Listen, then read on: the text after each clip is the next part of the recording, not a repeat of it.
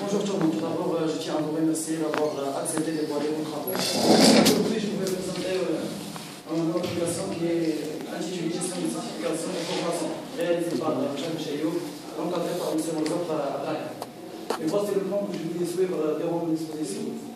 Introduction, cadre général du projet, inception, analyse et conception, les outils et les technologies utilisées, étude, démonstration et finalement une conclusion. Bon, ce projet est un effort considérable pour atteindre un objectif bien spécifique. En outre, l'originalité de l'application, j'ai essayé d'utiliser une méthodologie de développement assez originale, à savoir la démarche PXP, qui a l'objectif de dévoiler une application orientée objet évolutive en suivant quatre étapes. La phase de réception, la phase d'analyse, la phase de conception et finalement la phase de réalisation. Maintenant, on va parler sur le cadre général du projet, ce qui nous dirige vers une problématique. Et c'est bien noté que chaque consultation d'une certification ou bien formation et l'inscription à ces deux est toujours manuel, ce qui demande un effort considérable du client et du responsable. Pour ce but, pour cela, on a sélectionné deux thèmes principaux, la gestion des certifications et formations et la gestion des inscriptions. Pour atteindre un objectif défini qui est la simplification des tâches des responsables, afin de remplacer la méthode de gestion manuelle et assurer le suivi des formations et des certifications.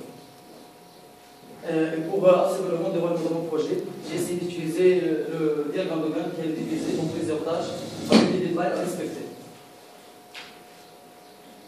Maintenant, on va parler sur l'organisme d'Alcon. Pluralist Consulting est une société à responsabilité limitée, créée en 2016 et dirigée par M. Karim Gasmi. Cette société offre un portefeuille complet des services et a compris les certifications, les formations, le conseil et les solutions. Pluralist Consulting accompagne aussi les entreprises privées et publiques. L'organisme de la société comporte un directeur général, un responsable commercial, une assistance administrative et un responsable des formations et certifications qui est mon encadrant, M. Richard Azbi. La phase d'inscription, c'est la première phase de la démarche EPXP. Le but de cette phase est de déterminer les principaux acteurs du système et les fonctionnalités attendues. Bon, les principaux acteurs du système sont le client, le gérant et l'administrateur. L'administrateur hérite du gérant, c'est-à-dire que les fonctionnalités du gérant sont accessibles via l'administrateur. Les fonctionnalités du client sont consulter les certifications et les formations, inscrire une formation ou bien passer une certification, proposer une formation, donner un avis et finalement inscrire pour recevoir les derniers ordres. Les fonctionnalités du gérant sont gérer les certifications, gérer les formations, les formateurs,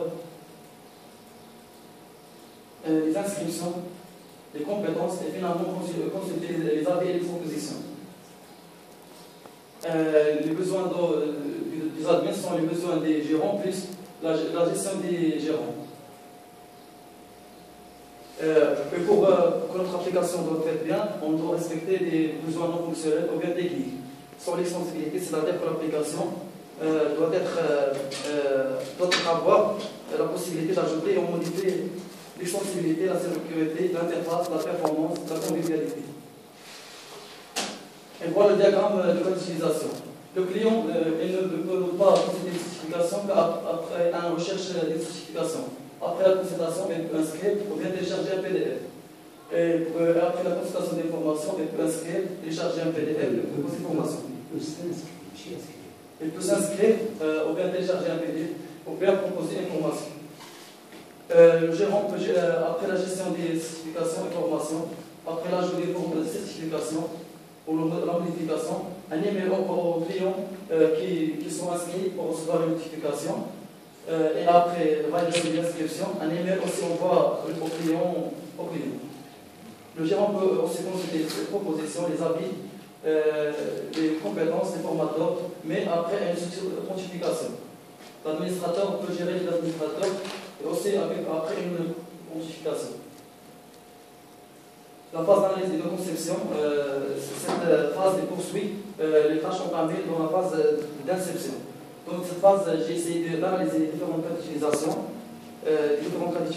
et j'ai détaillé avec le diagramme de séquence et le diagramme d'activité, et j'ai donné le diagramme d'acte de classe qui m'a dirigé vers la conception de base de données. Et voici le diagramme de séquence de la cas d'utilisation, recherche et certification. Après la consultation de la page, le client doit remplir les informations qui sont le code, le nom, le domaine et la technologie. Si les choses ne sont pas bien remplies, un enchaînement alternatif va afficher un message d'erreur et réaffichera la formulaire. Sinon, le résultat de la recherche affiché. Après l'affichage de la résultat, le client doit sélectionner une certification. Après la sélection, il peut consulter les certifications prérequis, consulter la certification après, ou bien télécharger le PDF, ou bien inscrire. Si sélectionne l'inscription à une certification, il doit remplir les champs. C'est aussi, il ne remplit pas les champs, l'enchaînement alternatif va afficher un message d'erreur et réaffichera le formulaire. Sinon, l'inscription enregistrée et un message de succès affiché. Le diagramme de séquence de gérer les inscriptions. Le gérant doit s'authentifier au préalable. Le système va afficher les inscriptions et les certifications et formations. Si aucune inscription existe, un enchaînement alternatif va afficher un message qu'aucune certification existe. Sinon, le gérant peut valider une inscription. Après la validation de l'inscription, un email envoie au client. Et voici le diagramme d'activité de gérer les certifications. Le gérant doit s'authentifier au préalable. Après la certification, il peut ajouter une certification, modifier ou bien supprimer. S'il choisit ajouter cette certification, il doit remplir directement les champs. Après, si les champs sont bien remplis, un email envoie au client. S'il veut modifier les certifications, il doit sélectionner le code de la certification. Après la sélection, il doit remplir les champs. Si les champs sont bien remplis, un email envoie au client. S'il veut supprimer une certification, il doit au premier temps valider son choix et après une suppression des inscriptions et des compétences faites. Et voici le diagramme de classe,